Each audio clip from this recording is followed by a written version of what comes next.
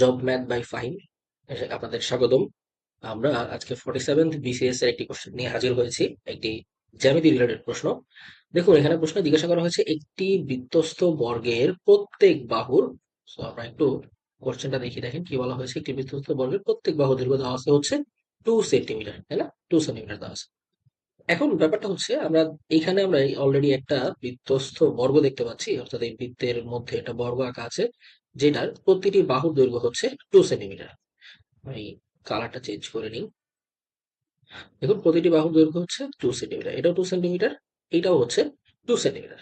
এখন আমরা যদি একটা কাজ করি, এই বৃত্তের যে বর্গটা, এই বর্গের কর্ণ যদি আমরা নেই, অর্থাৎ আমরা এখানে বর্গের কর্ণটা নিচ্ছি, আমরা এখানে বর্গের কর্ণটা নিচ্ছি, বর্গের কর্ণ, তাহলে আসলে আমরা কি দেখতে পাবো? দেখেন, দেখতে পাচ্ছি যে এই বর্গের কর্ণটাই কিন্তু বৃত্তের ব্যাস, অর্থাৎ বৃত্তের ব্যাসটা, আমাদের বৃত্তস্থ কোনো একটা বর্গের কর্ণ ওই বৃত্তের ব্যাসের সমান হয়। তাহলে এখন আমি যদি এই কর্ণটার অর্ধেক নেই, তাহলে কিন্তু আমি বৃত্তের ব্যাসার্ধ পেয়ে যাচ্ছি, আর বৃত্তের ব্যাসার্ধ পেয়ে গেলেই কিন্তু আমরা খুব ইজিলি বৃত্তের ক্ষেত্রফল পেয়ে যাব।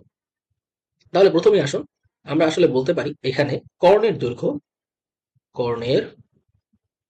দৈর্ঘ্য, অর্থাৎ এটাই কিন্তু আমাদের বৃত্তের ব্যাসার্ধ। কর্ণের দৈর্ঘ্যটা আসলে এখানে কি হবে দেখুন, আমরা যেহেতু এটা হচ্ছে বর্গ, অর্থাৎ এখানে কোণটা হচ্ছে আমাদের 90 ডিগ্রি, তাহলে কিন্তু আমরা এখানে বলে ফেলতে পারি যে এই জায়গায় আমাদের কর্ণের দৈর্ঘ্য আসবে √2² প্লাস 2²। দ্যাট মিনস এটা আসবে √8। √8 কে যদি আপনারা একটু ভাঙেন, তাহলে আপনারা এখানে পেয়ে যাবেন √2 একক, তাই তো? √2 একক। আচ্ছা, সো এখন ঘটনাটা হচ্ছে যে আমরা কিন্তু এখানে এই যে বর্গের যে কর্ণটা, এটা কিন্তু আমরা একটা শর্টকাট দিয়ে চাইলে বের করে ফেলতে পারি। আমি একটা সাইডে শর্টকাটটা লিখে দিচ্ছি, দেখুন, শর্টকাট।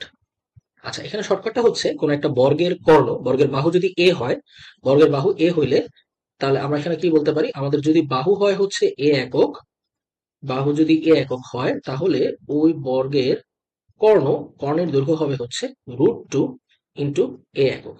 সো এইটা কিন্তু আসলে এই আপনার পিথাগোরাসের উপপাদ্যের প্রয়োগ থেকেই আসছে, অর্থাৎ এখানে আমরা এই দুইটা রুট ওভার করে যদি আমাদের বাহু হয় এ, তাহলে হচ্ছে √a² প্লাস √a², আমাদের √2a আসে। তাহলে সেখান থেকে আপনি এ যেহেতু 2, তাই আপনি এখান থেকে কিন্তু 2√2, একইভাবে আপনারা 2 ইন্টু √2 এটা কিন্তু পেয়ে যেতে পারেন। তাহলে এটাই হচ্ছে আমাদের সেই বৃত্তের ব্যাস। তাহলে সুতরাং আমরা বলতে পারি যে এই ক্ষেত্রে আমাদের বৃত্তের ব্যাসার্ধ কত আসবে। দেখুন, এটাই হচ্ছে আমাদের বৃত্তের ব্যাসের সমান, এটাই হচ্ছে বৃত্তের ব্যাস, বৃত্তের ব্যাস। সো এই ক্ষেত্রে আমাদের বৃত্তের ব্যাসার্ধ এইটা কত আসবে? বৃত্তের ব্যাসার্ধ আসবে আমরা এটার অর্ধেক, অর্থাৎ আমরা বলতে পারি 2√2 ডিভাইডেড বাই হচ্ছে 2। দ্যাট মিনস জাস্ট √2 একক।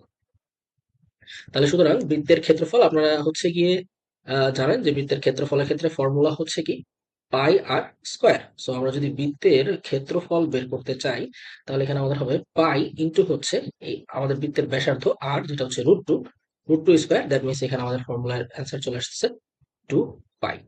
আমি এটা একটু ভালো করে লিখে দিচ্ছি,